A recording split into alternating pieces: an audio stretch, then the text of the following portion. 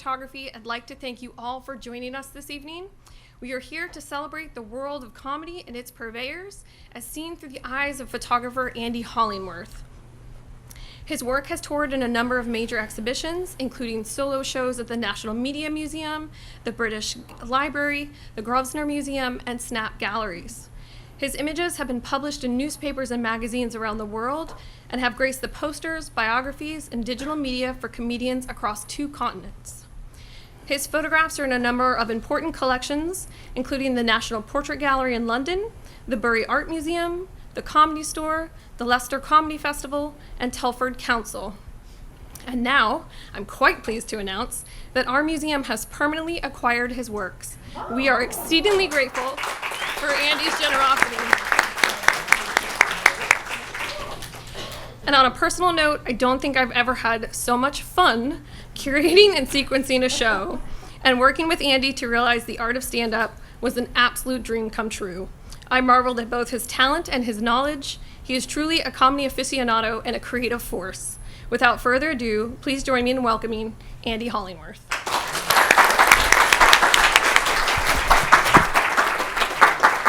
Thank you.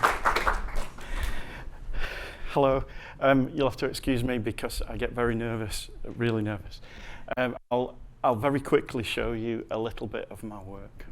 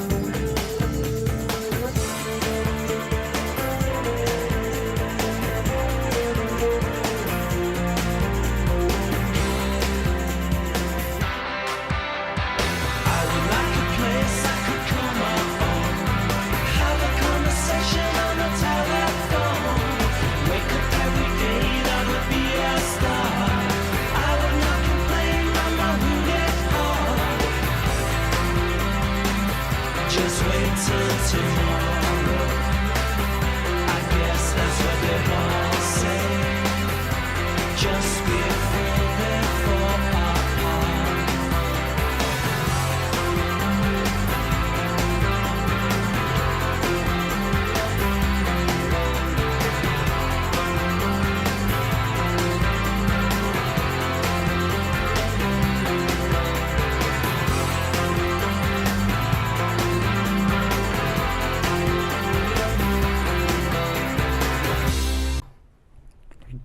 Abrupt ending.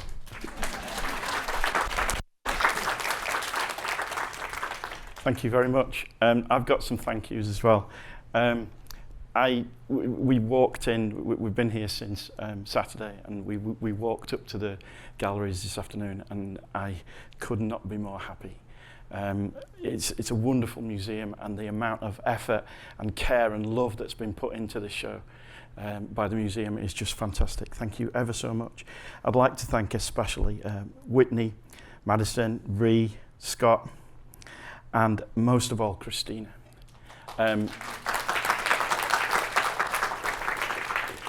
This lady, I've worked with loads of museums, and this lady is something very special indeed. The amount of graft and care and attention to details she puts in. I don't know if Christina's boss is in tonight. I have no idea, but give her a raise, because she, honestly, she's fantastic. She really is. I very much appreciate the funding from the Florida Department of State of Arts and Culture. Imagine Fine Arts Printing, you'll see the pictures in a minute, the printing is lovely. And Ilford Imaging have sponsored the event. Absolutely fantastic. Now, just bear with me a second. I'm going to talk to you a little bit this evening about fame. And I'm going to tell you my favourite story. I've got a friend called David Hindley, who's a brilliant photographer in London.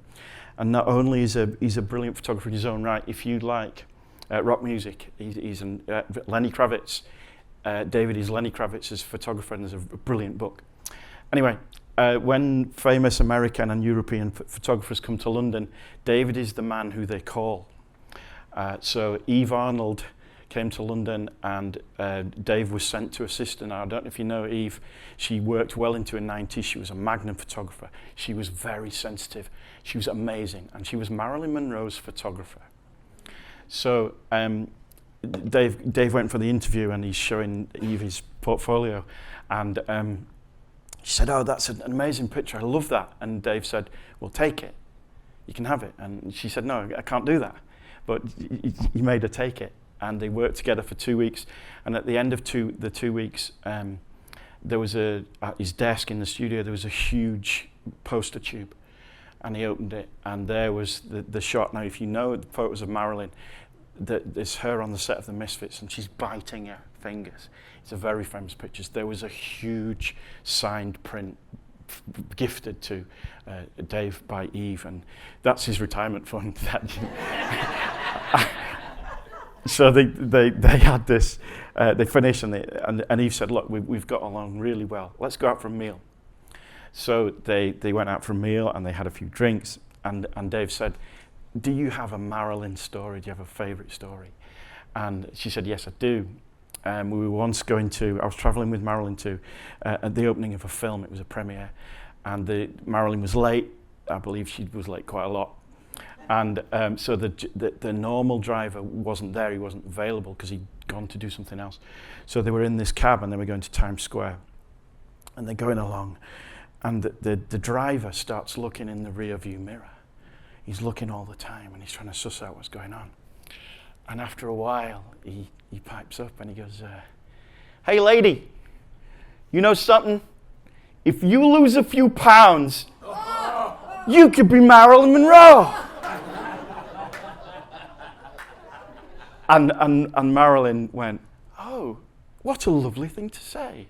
Thank you ever so much." Now, that for me is a measure of Marilyn's class. I don't think Kim Kardashian would have answered in a similar way. So they're pulling up outside the cinema, and Marilyn whispers to Eve, "Shall I?" And Eve says, "Yeah, go on." So they pull up. Eve gets out one side, closes the door. Marilyn gets out the other side and leaves her door open. So the driver has to walk round the back of the cab, and he looks up the road. And Eve said, Marilyn wiggled. And the cab driver's chin hit the floor. He realised what he'd said. Now, I'm going to talk to you a little bit about fame this evening, because I'm very lucky. I've been very lucky to work with some very famous people.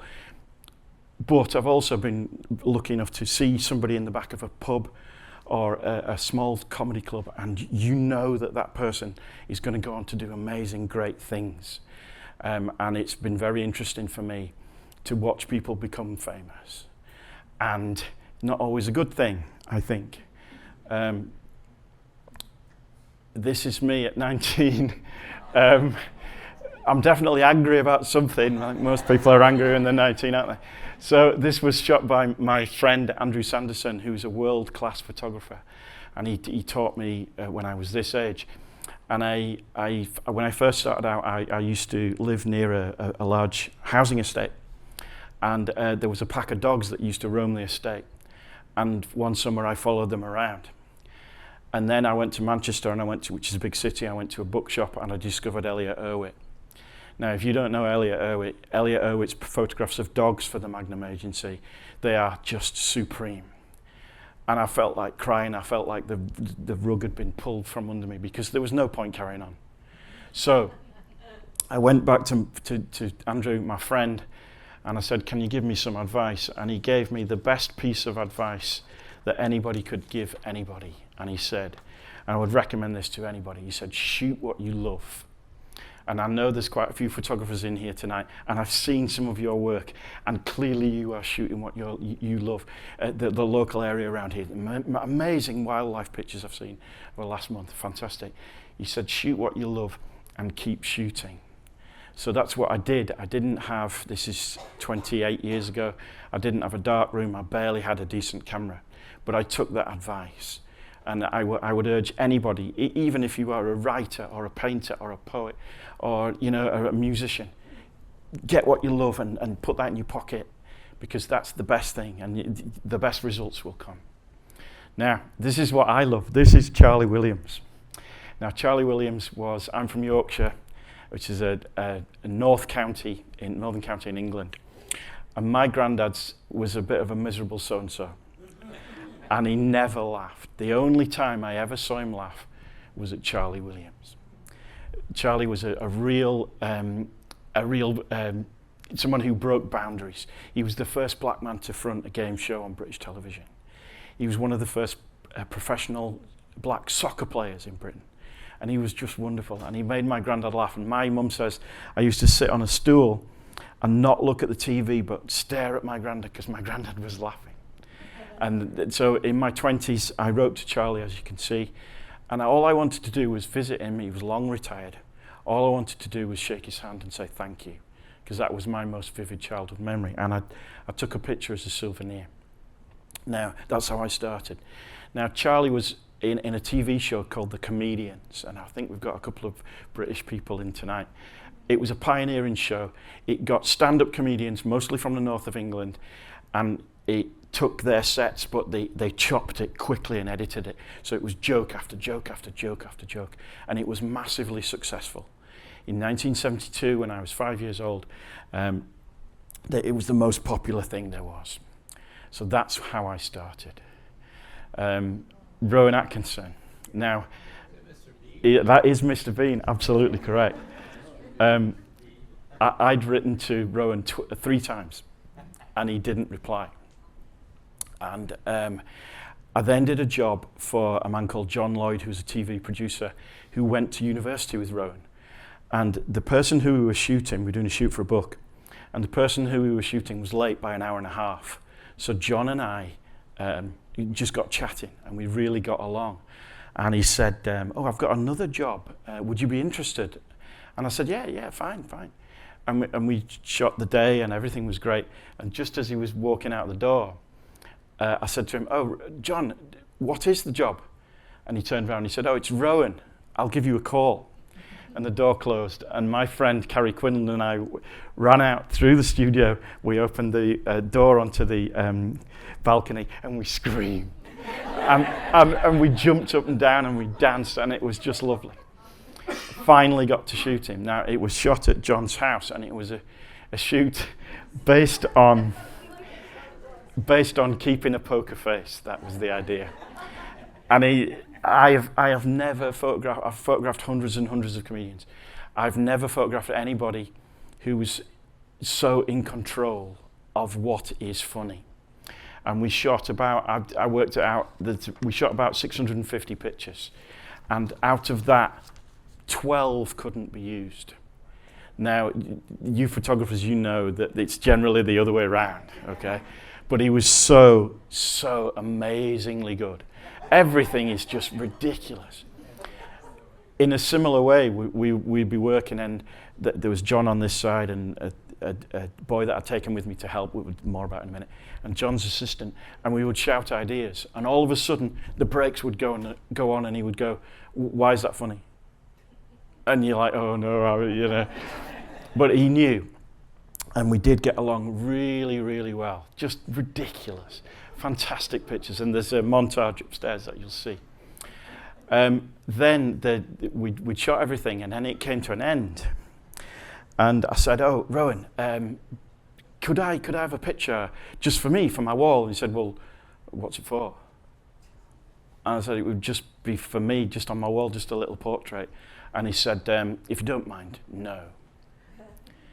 And I was absolutely gutted, you know. And he then went round and went upstairs because we were at John's house. And John walked over to me and he put his arm around me and he said, "Look, whatever you do not take this personally. If you see him in the street, he won't acknowledge you. He never signs autographs. He pretends to be other people. And he has his acting photo done once every 5 years." So I then kind of start to change my opinion. And generally, at this period of time, my son assisted me for 10 years. And then when he went to university, my daughter assisted me. But my son was at scout camp, and he was absolutely gutted that he couldn't come. So I'd taken the boy that I'd taught when he was 10, he was a friend of their family, and he was now 17. He was into photography, and he had the greatest day. But we then had this 2-hour lunch in the garden with John and Rowan and Matt, who was the boy I took, and myself, and we had this lovely time, and we just sat there hearing tales of Mr. Bean and Blackadder and Not the 9 O'Clock News and Johnny English, all these amazing things. And at the end, and I just sat there like a sponge, and it was fantastic. And at the end, he walked over and he put my arm around him. He said, "Matt's a lovely lad, isn't he?" I said, "Yeah, I've known him for a long time, taught him when he was 10. And he said, "Did you know he's going to France next year? He's learning French, he's doing languages, French." And I said, "Yeah, that's right." He said, "Would it be okay to give him an assistance fee?" And I said, "Yeah, you can do that." So he gets out an enormous roll. This is a guy who wrapped a McLaren car around a tree, and the day after went and bought another one. Now, those McLarens were £1 million. He gets out a roll, and he hands Matt £250. This is a few years ago. That to Matt was a lot of money. So it was a lovely thing to do, and I completely changed my opinion of him. Yes, he's fantastically famous. He didn't want me to take his picture, but he had his own reasons for that. So that is how Rowan dealt with his worldwide fame, really. Mr. Bean's been exported to every single country there is because it's silent comedy. This is Harry Hill. Now, you might not know Harry. He's an English comedian, very famous in Britain. And he's like a lot of old-time comedians from both Europe and the USA. He's got trademarks. He always wears this dark suit. He wears these glasses and a ridiculously high collar. Now, Harry's shows are fantastic. They're explosive, literally absolutely bonkers. And a tour that I covered a few years ago was called Sausage Time. And for no apparent reason at all, it was completely unrelated to anything else, a strongman came out through a hole in the curtain and pushed a 20-foot-long inflatable sausage into the auditorium. And that was bounced around. So Harry is absolutely crazy. Now, he asked me 2 years ago, I'm going to do a really big tour, I would like to use your shots in the catalogue. Is that in the brochure? Is that okay?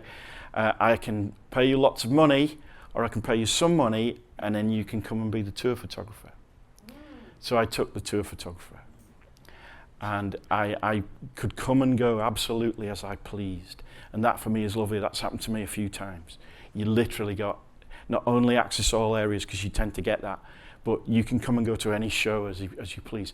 Guys, would you like to sit down? Please sit down. Hello, and thank you for coming. A pleasure. Sorry, I didn't see you. So I dipped in and out of lots of shows, and this is at the Crew Lyceum, which is a Matcham theatre. So that means it's designed in about 1910, and it's really high. And I knew that if I could get up in the gods, what we call the gods, I could get this shot. So Harry pretends to have a stone in his sock, and he gets this person on the front row, please, can you help me? And he pulls and pulls and pulls, and the sock becomes 20 feet long. And he holds onto the mic stand, and it's so stupid. Now, I love stuff like this, and if you're a photographer, try something like that. All you have to do is remain utterly still. And then just put them together. Now, what I wanted to do then was, Harry is really immediately recognisable in Britain, and because of all these trademarks. And so what I wanted to do was to try and utilise that fame to produce different portraits. My daughter is a very talented artist. So I said, Erin, can you paint a fan? Because I had this idea of Harry not liking fame and hiding behind a fan, but the irony is the fan is a fan of him. So we did that, and that worked really, really well. Again, I wanted to see how far I could push this. So Harry obviously is absolutely tiny. The only things we can make out really the top of the suit and his collar. But I can show that to pretty much anybody in Britain. Who's that? Well, it's Harry Hill. For 10 years, I've been photographing artifacts belonging to comedians. I've really got into that. And I go back to about 1840, and I've also been photographing comedy tickets. I've photographed 20,000 tickets for comedy shows. And I was working at the British Music Hall Society, wonderful people. So that's your vaudeville. Okay, so the British Musical Society. And I was on top of a ladder, and they kept putting things underneath me. And they brought out these shoes, and I swore, and I said, what is that? And they said, well, these are from Little Titch. Little Titch was active in about 1900. He was 4'2" high, and he was the highest paid comedian in the world. I'd never heard of him. If you look on YouTube, there's an amazing dance video of this. It was one of the earliest things. Now, so he toured South Africa and Australia and the US, and he lived in Paris. Now, my partner Julie is from Paris, so we managed to borrow a pair of Titch's shoes, and the idea was to return them to the Folies Bergère. So we did. Now, this again is any tip for any photographers or any creatives. Always have a piece of paper in your pocket. Get a notebook. You can get notebooks like this for $1 in the shop from the South East Museum, and they're perfect. Stick it in your pocket. Constantly sketch. Okay? I take it to the cinema. Julie puts up with me, and it could be something from a film. It could be a poem. It could be a piece of music. It could be anything, an advert, anything that you get ideas from to put into your work. So I planned the ideas that we were going to do. So we go to a metro station. I managed to get the newspaper from the day he died, which was big news in Paris, and we were going to take it on the metro and all that sort of stuff. So as you can see, the plans pretty much worked out exactly as we were. So, but we got what we wanted, which was great. And as you can see, Little Titch ain't more. Little Titch is dead. It was massive news. He was so famous, completely unheard of now. I was sponsored at this time. I'd just been sponsored by a tripod company, so we started to mess around using longer exposures. And we made it to his flat on the Boulevard Poissonnière, and we decided we would. I've done this a few times. I followed Harpo Marx's route from his house on East 93rd, to the park where he used to do one-footed skating. I don't know if you know about Havermox. He's my hero. So we took little Titch's shoes back to the Folie Bergère and stuff like this. When something like this happens, look at this. And this woman just walked past in this gold tracksuit, and you can't plan that. It was fantastic. It's brilliant. I'm a huge film fan. Films like Citizen Kane and Blade Runner and all that sort of stuff. I'm absolutely mad about films. Hitchcock, and I'm a fan of Jean-Pierre Jeunet. I don't know if you've seen the film Amélie. Have you seen the film Amélie? Right, it's a wonderful film, and part of it is it's based around a lot of the scenes take around these photomaton machines. So we took little Titch's shoes back to a photo machine, and we took the picture of his shoes, and we sent that back to to his place in London. We would do silly things like that. Now, unfortunately, they're great, aren't they? Unfortunately, the person who I'd been emailing with was on holiday when we actually arrived at the Folie Bergère. Everybody in Paris in August goes on holiday for like a month. Okay, so we had to wait. So we were messing around at the backstage door, and we started to use these, use the tripod. And if you do this, if you set to about 1/15 of a second, you frame it, and then you do this. That step becomes crystal sharp, and everything else is a blur. And I remembered this, and I thought, now, can we apply that to Harry Hill? So can we push that frame thing right to the very edge? And we only needed 2 frames. Now, it's not particularly clear on here, but his brothel creeper shoe is absolutely sharp. And we still can see the black suit, we can still see the ridiculously huge collar and the glasses. And I was really pleased with that, because I can show that to lots and lots of people in the UK and go, who's that? And they go, that's Harry Hill.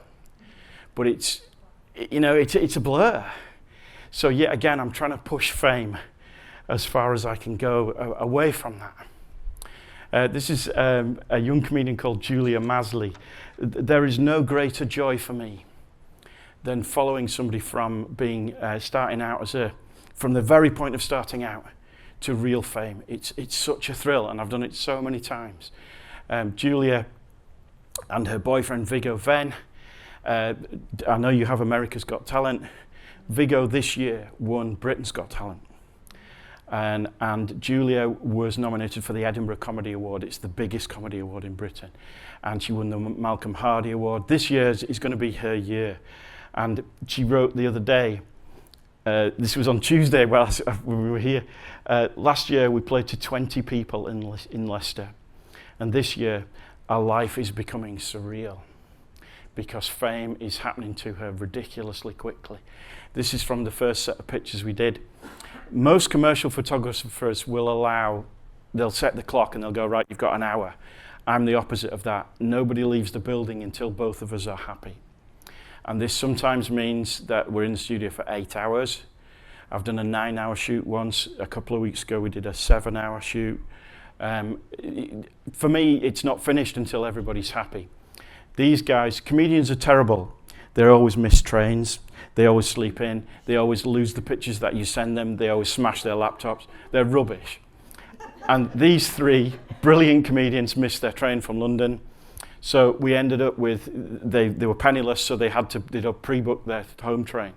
So we ended up with 1 hour and 40 minutes, which for me is nothing. But we managed this. She was in a show called Legs, which was all about legs. And it caused an absolute stir, and you could feel the building up of notoriety. She's a fantastic visual person. She knows what's funny. She goes into thrift shops all the time, and she bought those ridiculous trousers, and that became the poster 2 years ago. Fantastic. She's just a natural, just really great. But yet again, I worry. These people have been our friends for 5 years now, and I worry what will happen to them. As soon as Viggo won Britain's Got Talent, the red tops, the tabloid papers the day afterwards, Viggo Venn's fabulously beautiful girlfriend waits for him outside, and you think, ah, no, here we go, you know. And it's really sad. She's highly original. Now, my most abiding memory this year was that Julia and Viggo came to Chester. And because they'd missed the train before, what they do is they come up the night before and they book a hotel. Now, they leave it until the absolute last minute to book the hotel. So they stayed in this fabulous hotel. This is the hotel. But they paid £40 for it, which is just ridiculous. It was easily a £350 room. So she charmingly went up to the man at the front desk, who was very hoity. And she said, would it be okay if we take a picture?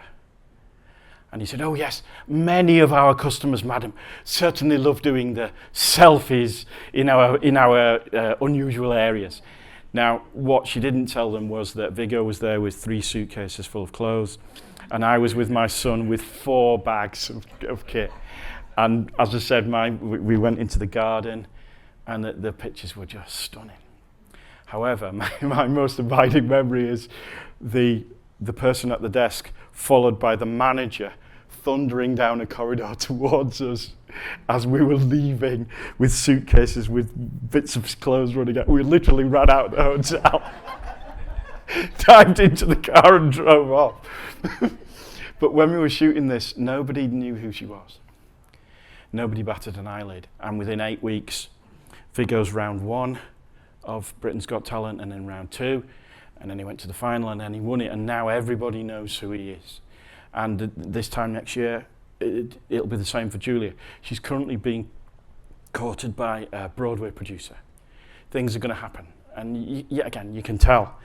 I worry about them, but they'll be okay, you know. This was this year's Edinburgh poster, so that's what I shot in the studio. And then that's what the designer does for it. But she's a natural. She's great to photograph. Fantastic fun. Bill Bailey is a musical comedian. Okay? Are you a Bill Bailey fan, sir? Black Books. Oh, yeah, it's fantastic. A gem of a sitcom. Now, Bill is unusual because he's a musical comedian. So it allows me to be a bit rock and roll. This is in Manchester, and you know that when you shoot something like that, that is never, ever, ever going to happen again. You're not going to get a shot like that. Oh, you might do. That's in Liverpool, and that's in Bristol. But Bill is extremely famous in Britain, and so famous that he gets bands like Metallica who ask him to be their support act. And this was shot at Sonisphere Festival, which is at Nebworth. Now, if you know about the history of rock, Led Zeppelin played in Nebworth, Genesis played in Nebworth. It's a huge thing. And Bill said to me, right, Andy, I want you to go out. I'm going to go on stage, and then I want you to run in front of me and take some pictures now. And no. And he said, come on, it'll be fine, it'll be fine. Now, when Bill goes out on stage, 80,000 people cheer. When I go out on stage and start shooting pictures, I get 80,000 people shouting obscenities and hand signals. But this is his fame. This is the next picture. I love this picture. So that's his son being held and run across by a roadie. This is in the warm-up. The people haven't started coming yet. But his son absolutely, loved it. Fantastic. Bill's a little bit unusual, as this gentleman will testify. Yet again, I've done maybe 35 shoots with Bill. I don't know. We've been working together for a long time, almost 20 years. And I've done some shoots at his house. And he was going to do a show about how dictatorships use propaganda to brainwash people. So it was all based around, Chinese propaganda and Russian propaganda, and he was taking the mickey out of it. And he came up in this uniform, this Chinese uniform. And I said, oh, did you get that from a costumier? He said, yes. And I said, isn't that a ground-to-air missile launcher? And he said, yeah, that's right. I said, where did you get that? He said, oh, my wife bought it off eBay. True story. Obviously, there's nothing in it. His wife is a great collector of unusual things. This is in the show. If you collect dolls, these dolls are from the 19th century in Germany, and they've got a particular name that I've forgotten, but they were designed to really freak you out a little bit, you know. So we did pictures like this. Again, I'm pushing this boundary of fame. So my friend who's an artist, we made a cardboard head and we put it on, and you can still tell it's Bill. Now, this isn't an animal that was got for the shoot. And this, by the way, isn't a special lens. That rabbit is that big. Okay. Bill's got loads of animals, and this is the nephew of the world's biggest rabbit, which he has at his house. It took 4 of us 25 minutes to catch the thing in the garden. It's enormous. Fantastic. But always great ideas. Always really, really good fun ideas with Bill. You have to keep changing. You have to keep doing things. And sometimes you will play with fame. Now, you may or may not have heard of Mary Lloyd. Mary Lloyd was a music hall artist around about 1890 to 1920 something, and Mary Lloyd showed her ankles. Yes, exactly. And she sang the most filthy lyrics you could imagine for the time. She was the biggest musical artist. She sang things like My Old Man Said Follow the Van, and The Boy I Love Is Up in the Gallery, and things like this. But she also sang these rude songs, and one of the songs was She Sits Among the Cabbages and Peas. Okay, you get the double entendre. And she was sent to the Lord Chancellor, who was the censor for theatre at the time. And it's a true story, and she was up before all these judges, and she kept an absolute straight face and said, well, what's your problem with that? And they're going, well, she sits among the cabbages and peas. Yes, she's eating peas. Well, we want you to change that. So she went away, talked to a pianist, and came back. I've changed the lyrics. She sits among the cabbages and leaks.